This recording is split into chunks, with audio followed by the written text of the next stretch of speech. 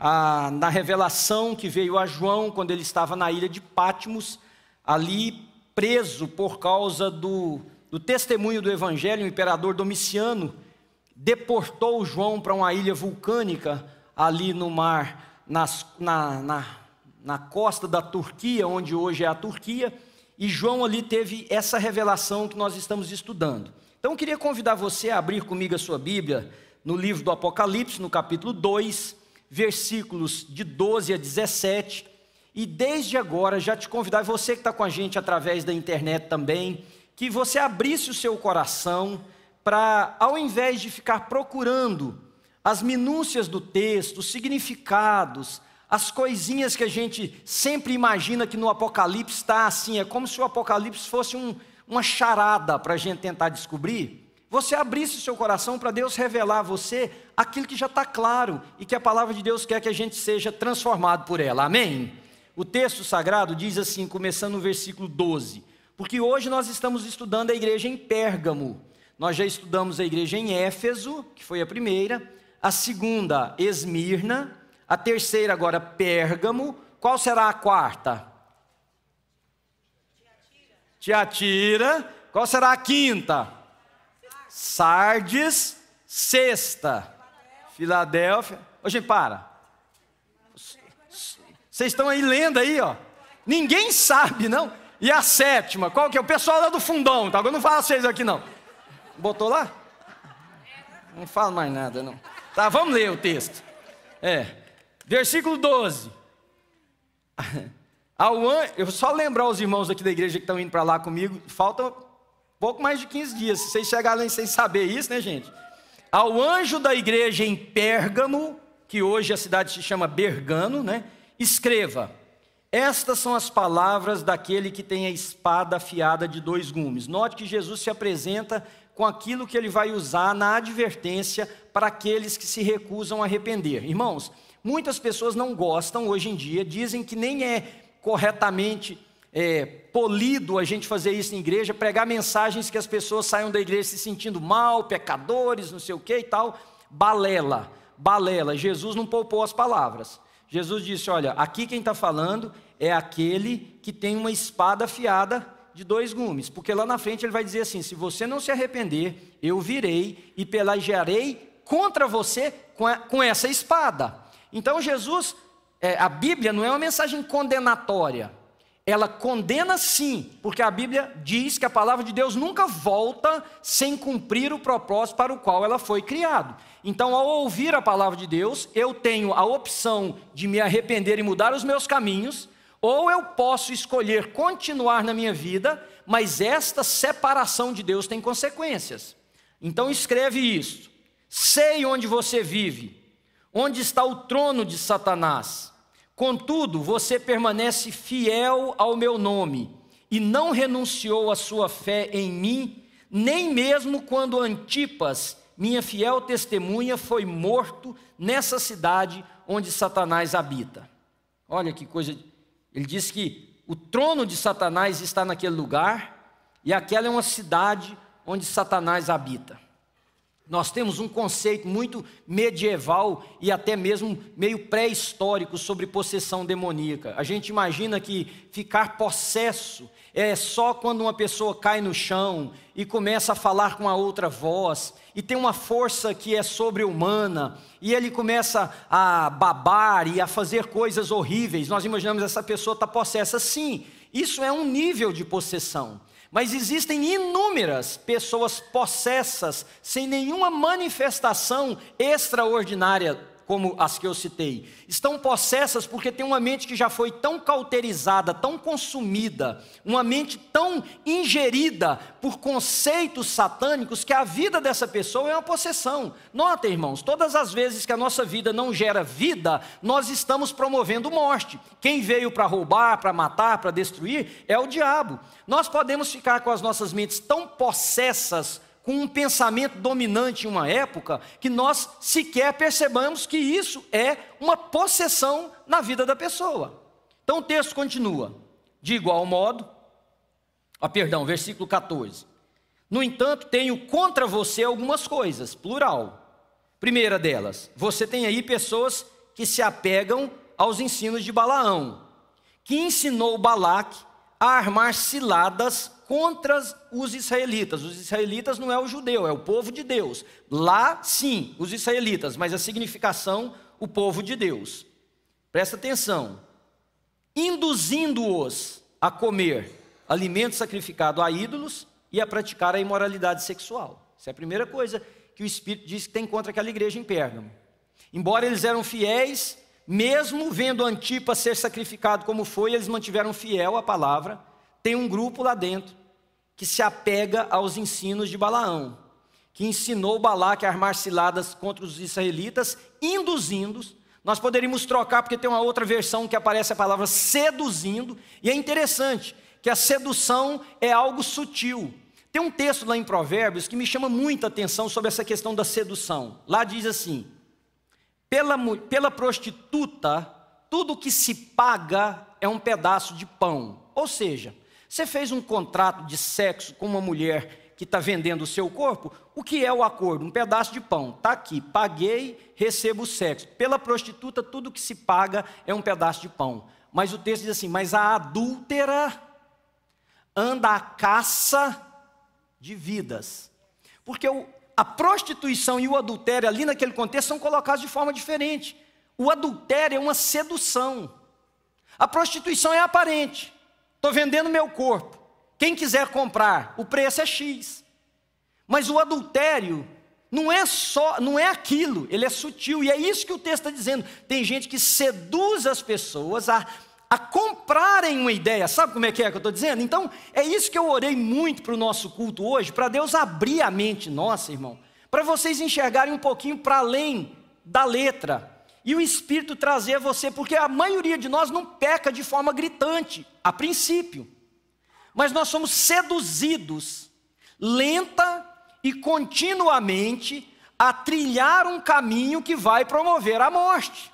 Eu conversando com um homem que cometeu um adultério, e ele me disse assim: pastor, a mulher era bonita demais, e a mulher tinha, ele deu as 1000 qualidades que a mulher tinha, que a dele não tinha, na versão dele, e ele disse assim: eu não resisti, na hora que ela me deu uma cantada. Falei: mentiroso, eu não conheço a mulher, ela pode ser tudo isso aí que você falou, e a sua não ser nada também, mas não minta para mim dizer que essa mulher deu uma cantada e você caiu de 4, mentiroso.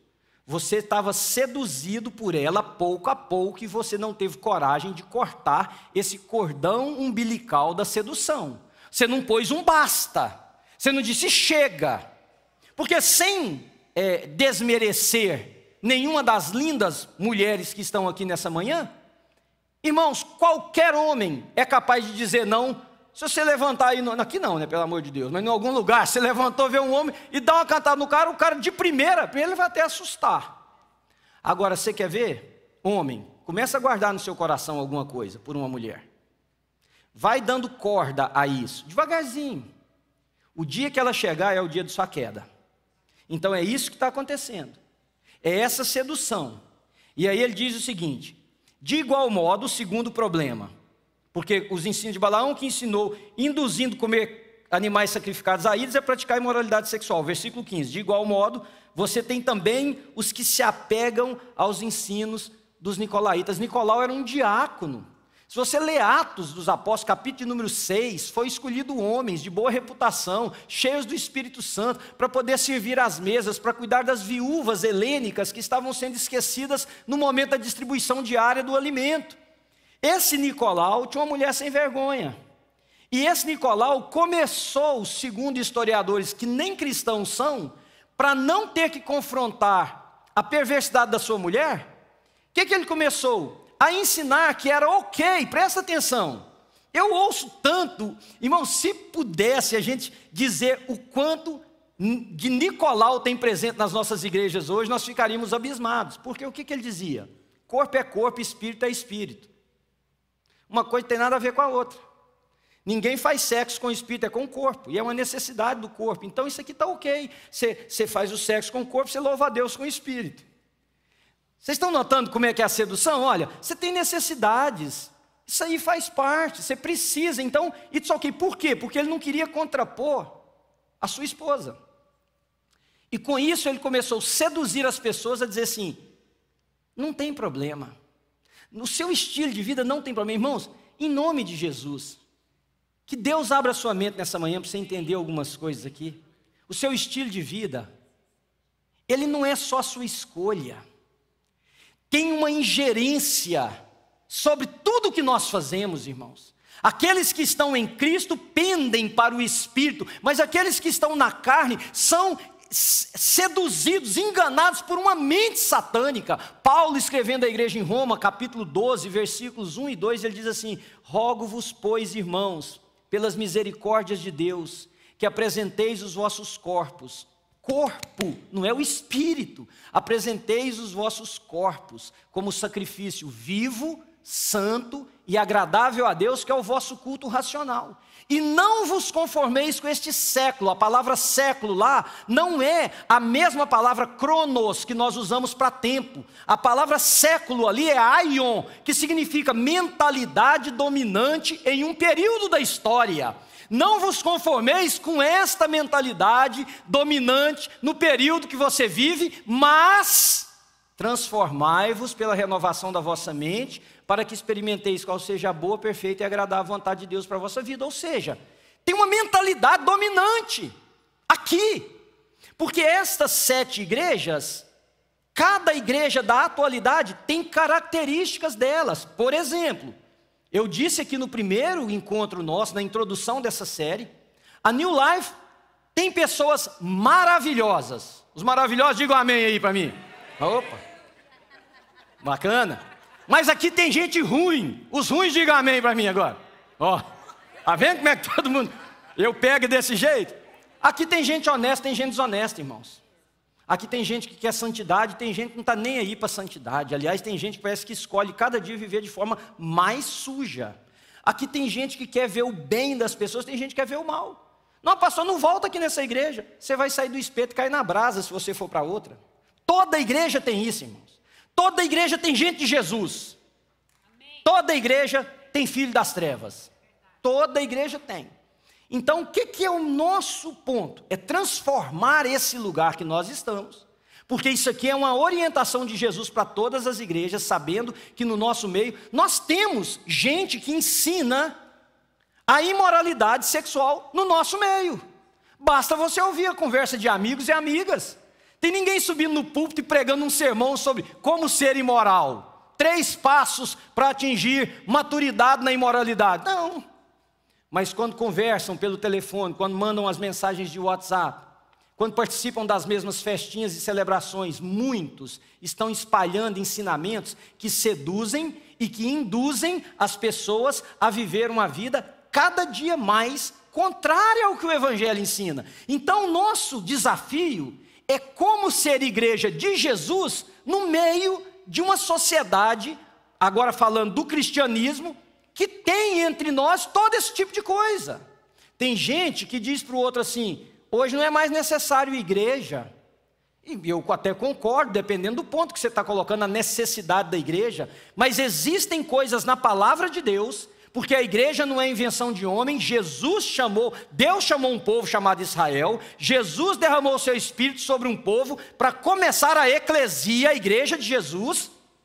Você precisa de viver em comunidade. Tem gente que diz: sua vida não importa, tanto faz, não precisa de você.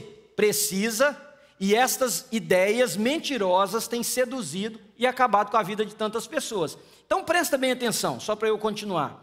Você tem também aqueles que se apegam aos ensinos dos nicolaítas. Portanto, o que diz, irmãos? Arrependa-se. Se não, agora presta atenção no uso das palavras. Virei em breve até você. Você por quê? Está falando da igreja. Mas eu pelejarei contra quem? Eles. Quem são os eles? Aqueles que estão no meio da comunidade vivendo dessa maneira. Por isso ele disse: eu sou aquele que tem a espada afiada, de 2 gumes. Arrependa-se, porque senão eu virei contra você e eu pelejarei contra eles. Contra eles quem? Contra aqueles que se opõem. Porque, irmãos, o que eu e você precisamos entender é que a nossa vida, ela tem desdobramento na vida dos outros. As minhas atitudes, boas ou ruins, elas vão influenciar outras pessoas. A forma com que eu vivo com a minha esposa, você vive com seu esposo, com seu marido, com a sua mulher, perdão, vai influenciar outros. A forma com que eu vivo a minha vida na sociedade, os valores que eu abraço, as posições que eu defendo, vão ter desdobramento na vida de outras pessoas. Eu sou responsável para que o evangelho chegue até as pessoas. Eu estava num jantar, e a pessoa que estava oferecendo o jantar disse assim para mim, a Ana estava comigo, a pessoa disse assim: pastor, muito tempo eu, mais ou menos assim, né? Eu queria ir lá para a sua igreja, mas eu não ia. Disse, por quê? Ah, pastor, conheço gente demais lá que dá um mau testemunho, péssimo testemunho. Irmãos, eu dá vontade de virar um avestruz, sabe, mais ou menos aquilo? Pedir que o chão para me enfiar minha cara.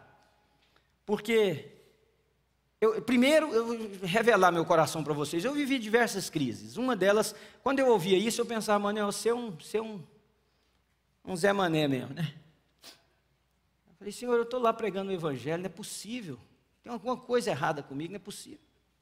E aí, de vez em quando, a minha amada esposa Ana colocava mais um pezinho também. Falava, esse povo fica dando mau testemunho para a igreja, esse povo fica dando testemunho para a igreja.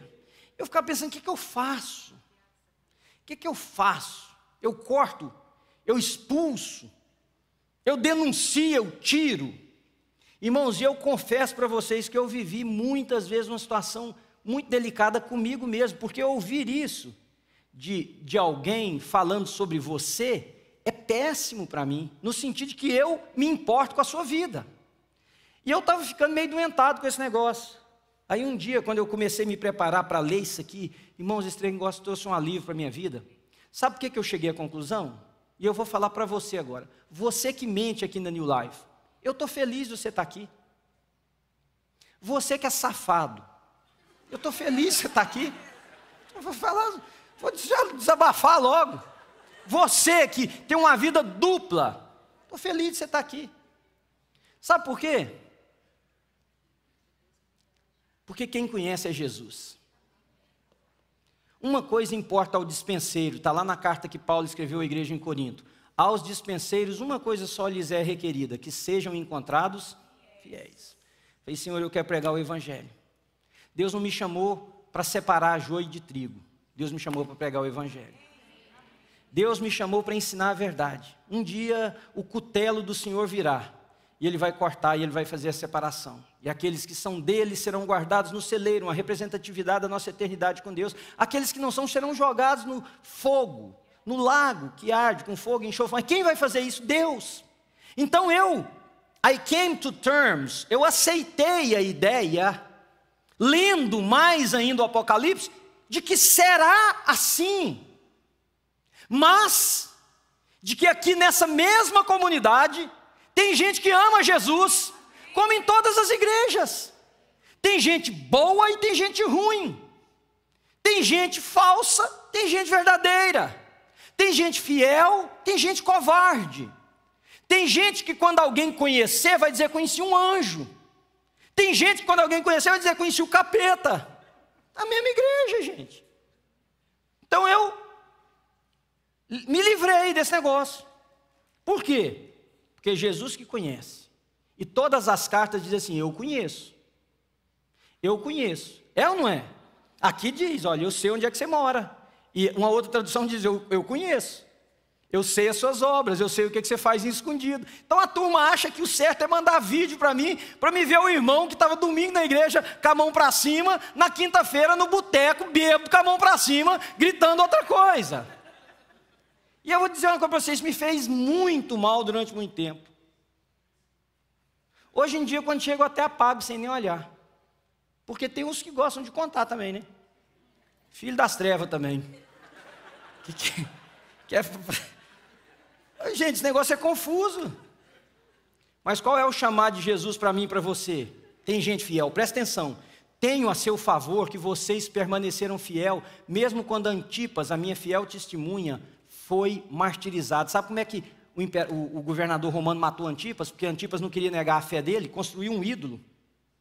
Botou Antipas lá dentro. O ídolo era de bronze, abriu, botou Antipas lá dentro, fechou, botou fogo para assar ele vivo. E fez todos os cristãos assistirem E mesmo diante daquilo, eles continuaram dizendo: somos cristãos, somos de Jesus. Então aqui nessa comunidade tem gente que mesmo a despeito da sedução, não vai ceder. Tem gente que mesmo vendo sofrimento, não vai ceder, porque a igreja em Éfeso perdeu o seu amor, se tornou uma igreja fria, que fazia o que fazia por fazer. A igreja em Esmirna se tornou covarde. Ao invés de permanecer fiel até a morte e receber a coroa da vida, e fiel até a morte, vocês lembram que eu ensinei, não é daqui até o dia de eu morrer, não, é fiel mesmo que eu tenha que morrer, e morrer não significa necessariamente tirar a vida, é você defender algo que é verdade, a custe o que custar. Para a igreja de Esmirna, Jesus disse: vocês estão ficando covardes.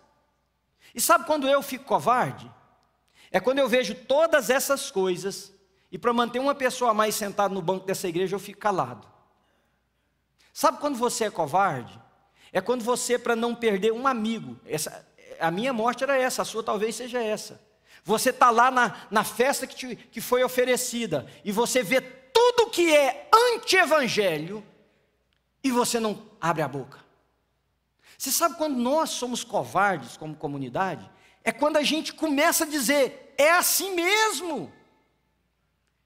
Só ok, é isso aí, o mundo virou isso. Não, o mundo não virou isso. O mundo virou isso para muitos, mas o mundo não virou isso também para muitos, porque Jesus tem filhos e filhas nesse mundo, amém, queridos? E o que nós devemos querer é o seguinte: vamos encher esse lugar de filhos de Deus, vamos ensinar o evangelho para quem quiser ouvir, e vamos clamar às pessoas que Jesus pode transformar a vida delas. Por quê? Porque as duas mensagens de todas as cartas: eu te conheço. E a outra é: arrepende, dá para mudar. E a terceira: quem tem ouvidos, ouça o que o Espírito diz às igrejas. Ouça o que o Espírito diz às igrejas. Essa cidade de Pérgamo era uma cidade muito rica, era a segunda maior cidade da Ásia Menor, perdia só para Éfeso. Mas Pérgamo tinha algumas coisas muito especiais. Por exemplo, em Pérgamo tinha a segunda maior biblioteca do mundo antigo. Nós estamos falando aqui de 3º século antes de Cristo. A primeira era lá no Egito. Quem se lembra da cidade? Alexandria. A maior biblioteca do mundo era em Alexandria. A segunda era em Pérgamo. O governador de Pérgamo, o imperador, disse: nós vamos ter a maior do mundo. O que ele fez? Ele comprou o passe, a.k.a. subornou o bibliotecário da biblioteca lá de Alexandria. Falou: vem trabalhar para nós, ofereceu salário melhor e tal, nós queremos transformar essa biblioteca na maior do mundo. O cara foi. O rei do Egito, vendo isso, embargou os navios que levavam papiro. Ora, como é que você quer ter biblioteca sem papel para escrever livros? Ele embargou o envio de papiros para a cidade de Pérgamo. Sabe o que eles fizeram, irmãos? 3 séculos antes de Cristo, vendo que os navios não chegariam com o papiro, desenvolveram uma técnica que é até hoje tida como a melhor maneira de se guardar informações. Inclusive, a comunidade de Qumran, lá em Israel, nos pergaminhos do Mar Morto, nós encontramos muita coisa escrita em couro alisado. A cidade de Pérgamo, não tendo papel, começou a escrever em couro alisado, que se transformou o material para se escrever mais requisitado daquela época. Pérgamo era uma cidade que era conhecidíssima pela medicina. Daqui a pouco nós vamos ver isso. Então era uma cidade muito assim, cheia de quesitos que eram desejados pelas pessoas. Mas nessa cidade tinha uma igreja que Jesus elogiou a fidelidade dessa igreja. A fidelidade diante das seduções, a fidelidade diante dos maltratos. Irmãos, sempre haverá um remanescente fiel. E um não quer dizer só o número 1. Todo lugar tem aqueles que dizem o seguinte: eu sou de Jesus, eu vou viver para Jesus, Deus é o Senhor da minha história. Lembra quando um profeta estava cheio de crise existencial e ele disse assim: ó, tem uma mulher chamada Jezabel querendo me matar, e agora o rei, o marido dela, que é um banana que ela manda nele, está correndo atrás de mim, ele vai para uma caverna, e Deus disse: o que você está fazendo aqui? Eu estou fugindo lá do rei e da mulher dele. Por quê? Porque, olha, essa aqui é a mulher tão perversa que ela matou todos os seus profetas, só eu que salvei. E para não dizer, estou aqui trincando de medo, né? Dentro da caverna. Aí, mas ele dá o panorama para Deus. Aí Deus diz assim para ele: olha que coisa linda. Que engano. Isso aqui é uma versão livre do texto, tá, gente? Que engano. tem 7.000 joelhos que não se dobraram a Baal. 7.000 pode ser número figurativo, pode ser o que for. Você sempre lembra de uma coisa: tem remanescente fiel onde nós estamos. Sempre, irmãos, tem remanescentes fiéis. Mas nessa igreja tinha também aquilo que é chamado o trono de Satanás. E o texto revela para nós 3 razões pelas quais Jesus pode ter falado essas coisas. Nós não sabemos na certa qual das 3. Mas uma coisa nós sabemos: a ideia por trás das 3 é a mesma. Por exemplo, em primeiro lugar, naquela cidade estava o templo, que era o primeiro templo que fez culto ao imperador romano como Deus. O que quer dizer isso? Éfeso e Pérgamo concorreram para ver quem teria o primeiro templo. Pérgamo ganhou. Criou um templo ao imperador. Então todo mundo chamava o imperador de Deus. Ora, quando na minha e na sua vida qualquer coisa tomar o lugar de Deus, isso é 2 coisas ao mesmo tempo: idolatria e heresia. Só o Senhor teu Deus prestarás culto. Só Ele é o Deus único e verdadeiro. Amém, irmãos? Então aquela cidade construiu um templo. Só que não, é aí que entram as coisas da sedução. Você podia chegar lá e dizer que Jeová era Deus. Não tinha problema. Você podia dizer que Buda, que Krishna, que qualquer outra deidade era Deus. Não tinha problema. Desde que antes você dissesse: César é Deus. Está entendendo? Então não tem problema você ter sua fé, desde que ela esteja debaixo desse conceito aqui. Não tem problema você dizer Jeová é Deus, mas antes você tem que ter dito César é Deus. Segunda razão pela qual pode ter sido dito que lá tinha realmente o templo de Satanás, o trono de Satanás, porque tinha um altar ao deus Zeus, o maior deus do panteão grego de deuses, que era em forma de um trono enorme. O maior altar a Zeus estava na cidade de Pérgamo. Terceira razão: na cidade de Pérgamo tinha o templo a um deus chamado Esculápio. Esculápio é o deus da medicina.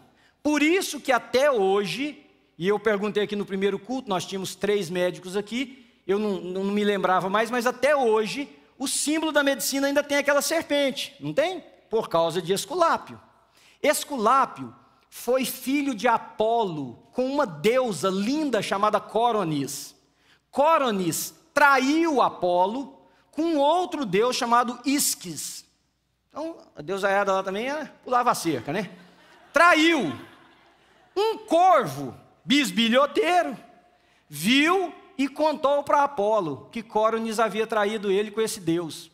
Apolo pegou uma flecha e mandou no peito de Córonis, que antes de morrer, e está lá essa frase, agora está lá na Odisseia, diz o seguinte: ó Febo Apolo, bem que eu mereci o que tu me fizestes, mas poderias ter salvado a vida do nosso filho. Ela não sabia que ele não sabia que ela estava grávida. Ele vai, abre a barriga dela, tira o menino e queima ela. O cara era bruto. Matou e queimou. Pegou o menino é o Esculápio, que foi treinado para ser o deus da cura. E Esculápio tinha tanto poder, que ele trazia as pessoas que estavam desenganadas dos médicos, de novo para a saúde, que diziam que ele tinha o poder de dar vida. Então você vai imaginando, o que está girando naquela cidade, a nível, assim, espiritual. Ora, irmãos, quantos de nós hoje têm atribuído a outras coisas a vida? Quantos de nós diz que o prazer é a razão da vida? Quantos de nós diz que as nossas conquistas é o que gera vida? Quantos de nós bate palma para outra coisa que gera vida? E Esculápio fazia isso com tanta maestria que Hades, que é o deus dos mortos, foi reclamar para Zeus, que era o deus maior, que ele estava ficando sem ninguém, porque Esculápio curava todo mundo. Aí Zeus perguntou: o que você quer que eu faça? Então, mata o Esculápio, porque senão vai esvaziar aqui o Hades. E dito e feito, Zeus vai e executa o Esculápio. Esculapou tudo. Matou o Esculápio. Tinha esse templo. As 3 coisas, irmãos. Havia naquela cidade uma mentalidade de que Deus é Deus, mas antes dele, aí antes dele tem que ser você. Tem que ser você pensar um pouquinho, o que está ocupando o lugar de Deus na sua vida? Sutilmente. O que é que vem antes? Não importa, eu posso, mas, olha, eu sou de Deus, eu vou na igreja domingo. Eu até gosto daquela igreja, eu gosto daquele pastor, eu gosto do ambiente da igreja, eu gosto das músicas que se canta, eu faço as minhas ofertas, olha, eu até dou a minha mão lá para ajudar em alguma coisa, mas antes, o que vem antes? E é esse antes aí, olha. Esse antes é que tomou o lugar de Deus, e ele está dizendo o seguinte: na sua vida tem um trono de Satanás. Porque, irmãos, nesse trono chamado nosso coração, ou se assenta Deus, ou qualquer outra coisa que vai tirar Deus de lá. Nós não podemos ter no nosso coração dois tronos. E essa é uma mensagem através da Bíblia inteira. O próprio Senhor Jesus Cristo disse assim: vocês não podem servir a Deus e a Mamon, o Deus do dinheiro. Porque vocês vão amar a um e odiar o outro, ou vocês vão servir a um e desprezar o outro. Só que quando a gente pensa nas coisas mais crastas, mais grosseiras. Não. O que está ocupando a sua mente devagarzinho? Que está te levando num processo de se sentir seduzido a algo que está ocupando o lugar de Deus na sua vida. Eu fiz uma pergunta aqui no primeiro culto e depois fiquei pensando, como é que será que foram as respostas? Ah, se eu pudesse, assim, num sentido bom, né, ver o coração. Porque a minha tese hoje em dia, queridos, é assim: a maioria de nós, cristãos, a gente vive como se Deus não existisse. E aí, uma hora ou outra dá um peso de consciência e a gente tem que fazer uma oração para enfiar Deus aí na vida. Ou, se a coisa pegar, aí nós temos que correr para Deus para Ele resolver o nosso problema. Minha pergunta foi, sinceramente, por favor não me responda, isso é para a sua reflexão. Quantos de vocês essa semana pararam seu dia? E olha, todos nós temos dias corridos, vidas atarefadas, muitas coisas para fazer, muitos de nós somos pai, ao mesmo tempo que nós trabalhamos, nós temos alguma atividade aqui na igreja ou em outros lugares, muitos de nós têm diversas coisas. Por favor, quantos de vocês pararam essa semana e quantas vezes e disseram: Senhor, o Senhor é o Deus da minha vida, portanto eu vou fazer a coisa do jeito certo, primeiro é Tu, Senhor. Eu quero ouvir o que o Senhor tem para me dizer com relação à minha semana. Eu quero ouvir o que o Senhor quer que eu faça com relação ao meu dia. Eu quero saber como é que o Senhor quer que eu use o meu dinheiro. Eu quero saber onde na minha vida, Senhor, eu preciso mudar. O que eu tenho que ajustar aqui. Irmãos, sinceramente, quantos? Qual é a minha tese? A minha tese é que Jesus é um mal necessário para muitas pessoas. Você quer ir para o céu. Não tem jeito de ir sem Ele, então... Não é prazer, não é desejo seu e não é querer. Quantos de vocês, a primeira reflexão que vocês estão fazendo nessa semana sobre a vida com Deus está sendo essa, irmãos? Pensa comigo, não está certo. O que é isso? Isso é uma mentalidade desse século que diz para mim e para você que eu posso viver absolutamente como eu quiser, que Deus me entende. E que aí eu puxo Deus uma hora para um cantinho da minha vida, e às vezes eu minto para mim mesmo e dou até um dinheiro para poder comprar o favor do Eterno, Criador dos céus e da terra. Quantos? É isso que está acontecendo em Pérgamo. Que Jesus, conhecendo o que eu e você não vemos, porque quando eu estudava, uma professora nossa de uma determinada matéria mandou ler entre os livros um livro interessante. Na área de psicologia, o título do livro é assim: por que eu tenho medo de dizer quem eu sou? Why am I afraid to tell you who I am? Aí o subtítulo era assim: Because I'm not who you think I am. Porque eu não sou quem você pensa que eu sou. O que quer dizer isso? Quer dizer que essa pessoa que está do seu lado não é quem você pensa que ela é. Quer dizer, o nome é. Mas tem um ser aí cheio de caras, cheio de faces. que se apresentam às vezes de acordo com o que precisa o ambiente, concordam comigo? Estou dizendo que isso é falso, quer dizer, também é, mas...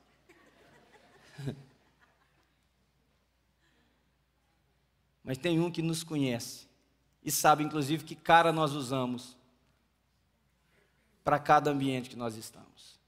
E ele está olhando você nos olhos dizendo: Manuel, eu te conheço, Caboquinho.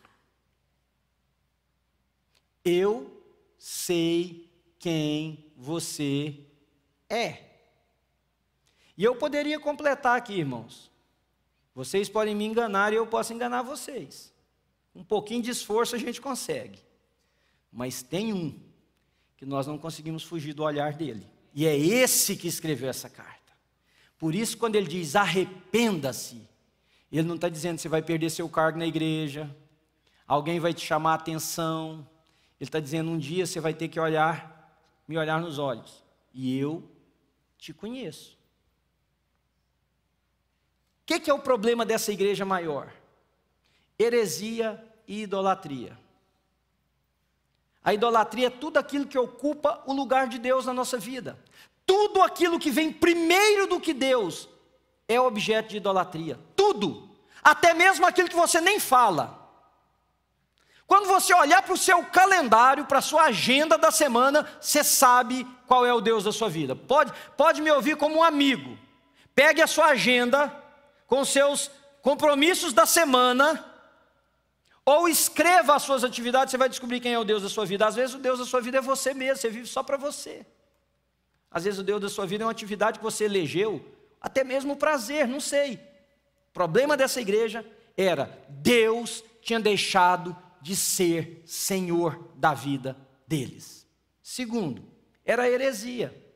Porque o que é um herege? Na Idade Média queimava-se como herege nos troncos aqueles que iam contrário à posição da igreja do Estado, diziam um herege.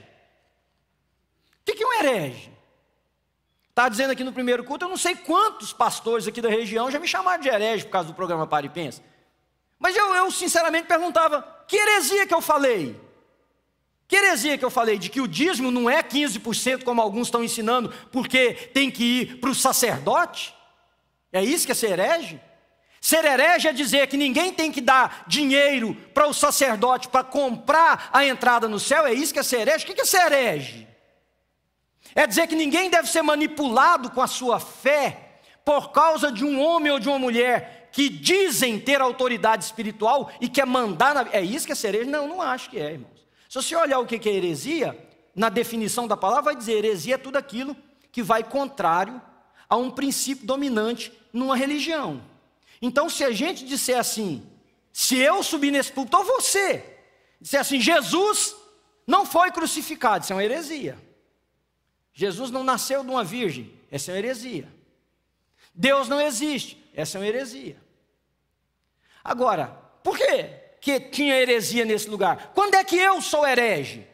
Porque dificilmente eu encontro uma pessoa que sobe num púlpito e prega uma coisa, tem uns, né? Mas tão absurdamente contrária ao ensino da palavra de Deus. Sabe quando é que nós somos hereges?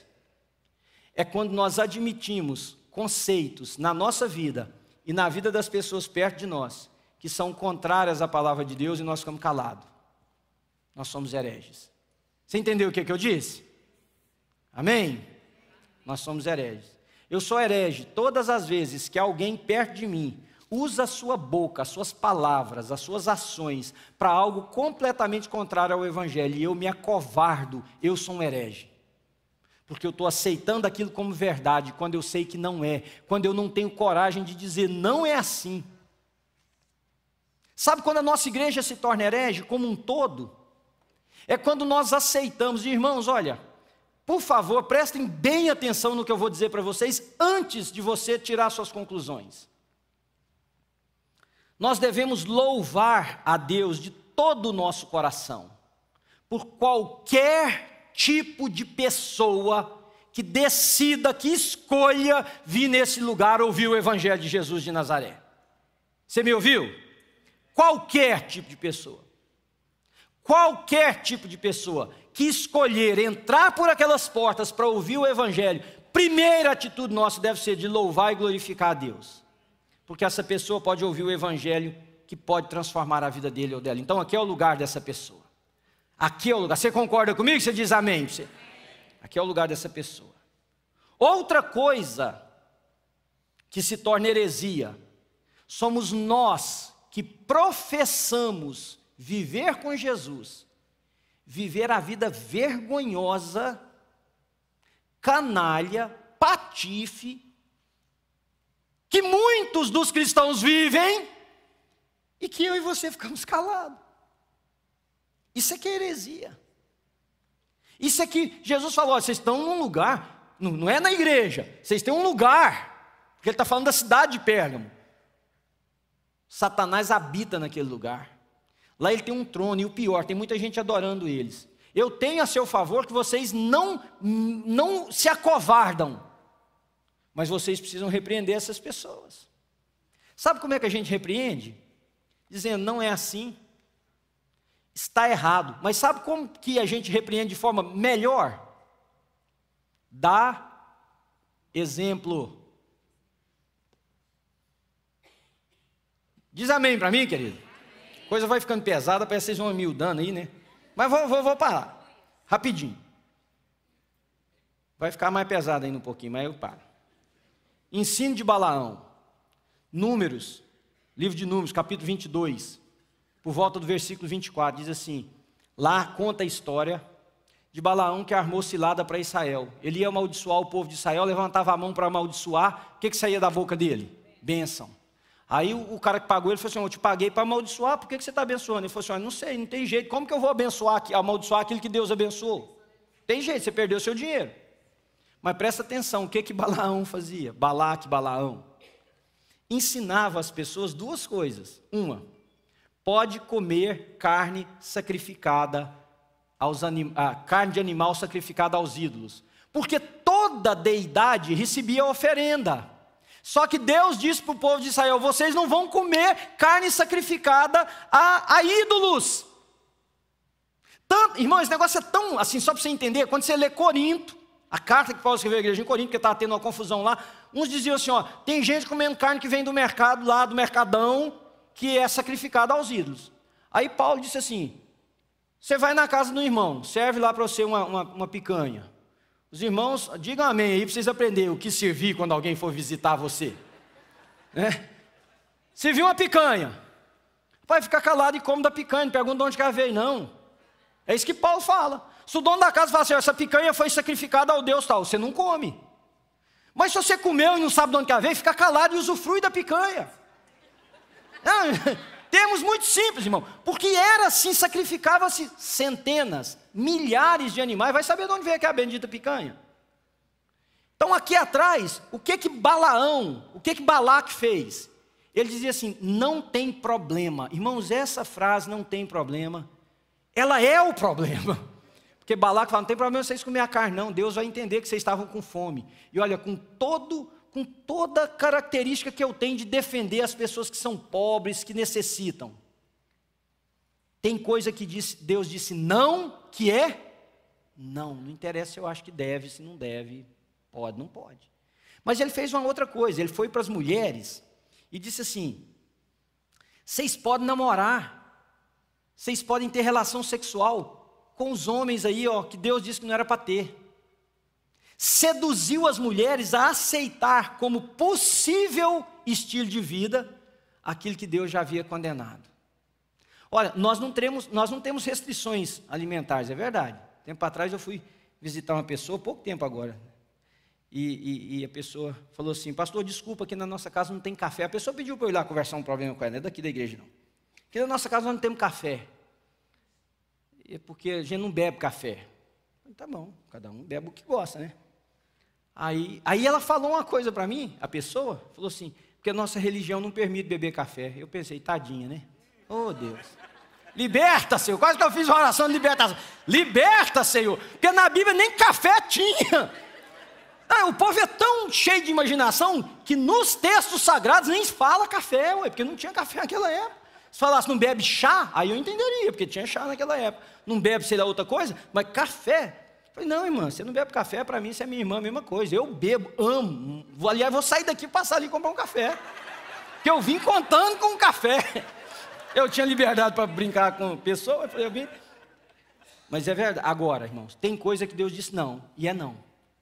Aí não interessa se eu acho que pode, se não pode, você acha que pode, se não pode. Então Balaão fez isso, foi seduzindo o povo. E eu termino para você dizendo o seguinte, como é que a gente sai daqui nessa manhã? Nós precisamos sair daqui com essa voz no nosso ouvido dizendo, arrependa-se. De quê? Do que eu tenho que me arrepender? Eu tenho que me arrepender de tudo e de qualquer coisa que insinue para mim, irmãos, que eu posso viver uma vida independente de Deus. E por favor, eu não conheço uma pessoa, eu já encontrei mulher que falou para mim que ela estava em paz com Deus de largar do marido. Eu já encontrei marido que fala para mim que Deus encheu o coração dele de certeza que ele tinha que largar a mulher. Eu já encontrei gente que falou que Deus deu para ele plena convicção que ele tinha que ter pegado aquele dinheiro que não era dele. Eu já encontrei de tudo de gente que usou o nome de Deus. Então, por favor, não se engane. Em dizer assim, estou em paz com Deus. Você está em paz com o capeta, desculpa, porque se não vem de Deus não tem jeito da paz vir dele. É simples, irmãos. É tão simples que o cara fala assim para mim, eu estou em paz com Deus, mas está contrário ao que Deus ensinou, como é que a paz pode ser dele? E a paz de Deus que excede todo entendimento, guardará, irmãos, as vossas mentes e corações em Cristo Jesus. É quem está em Cristo, irmão, que usufrui da paz que vem de Deus. Qualquer outra paz não procede dele. Arrepender de quê? De tudo, irmão. E qualquer coisa que não seja de conformidade com a palavra de Deus, esquece a interpretação minha do Evangelho, esquece. Ou de qualquer outro pastor. Abra a palavra de Deus e leia. Qualquer coisa que não tiver de conformidade com a palavra de Deus, tem que sair da nossa vida. Tem que causar em nós temor e hoje arrependimento. Jesus está dizendo, arrependa-se. Arrepender do quê? De toda e qualquer idolatria, que é ter alguma coisa acima de Deus na minha vida. Arrepender de quê? De viver uma vida em si mesmado, onde o outro não importa. Arrepender de quê? De ser um mau testemunho. Irmãos, ouça-me. A Bíblia diz assim, melhor seria que uma pessoa dessa não tivesse nascido do que fazer tropeçar um desses meus pequeninos. Você não tem ideia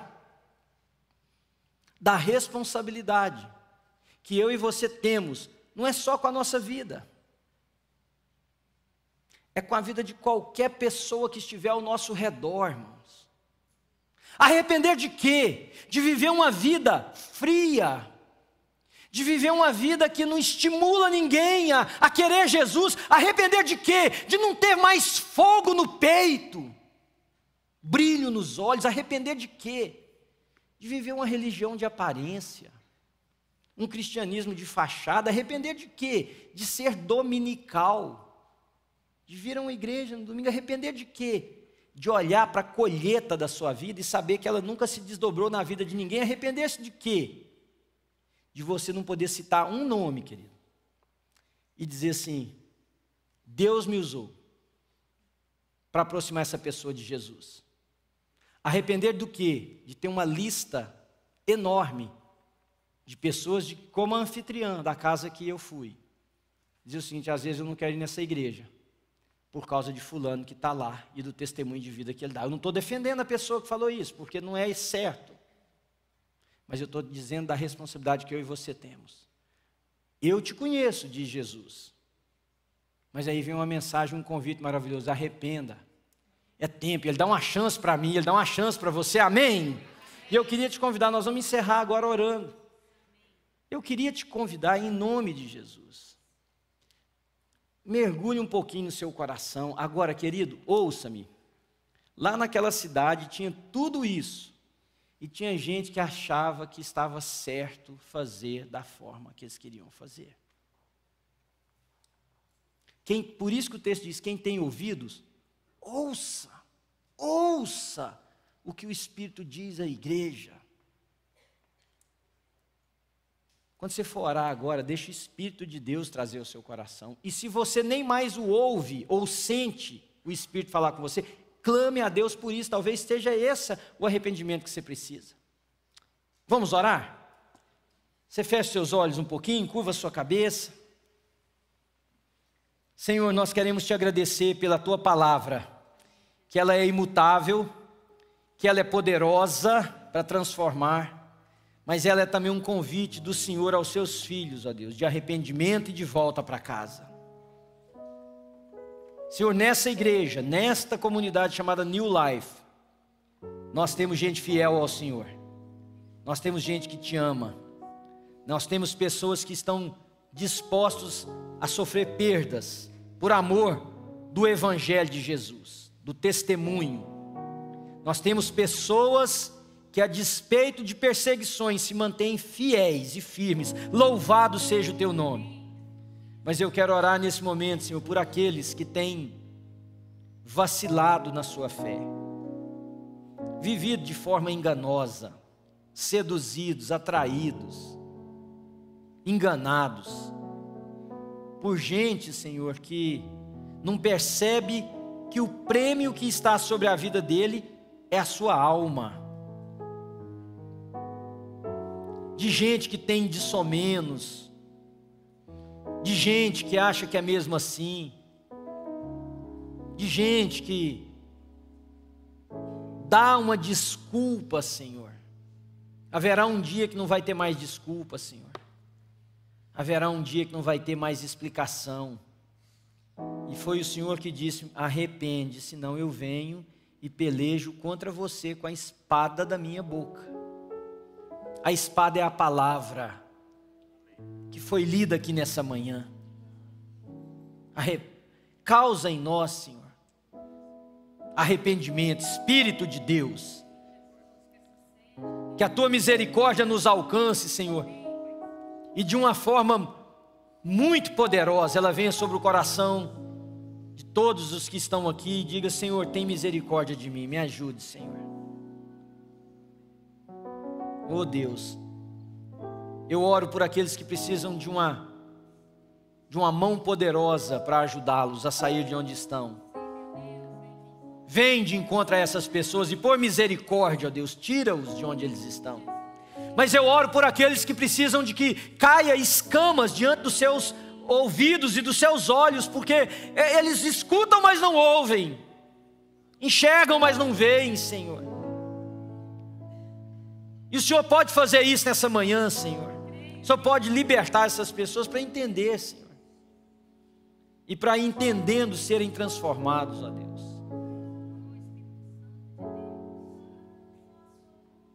Porque o Senhor vê tudo, Senhor, nós não podemos ocultar nada.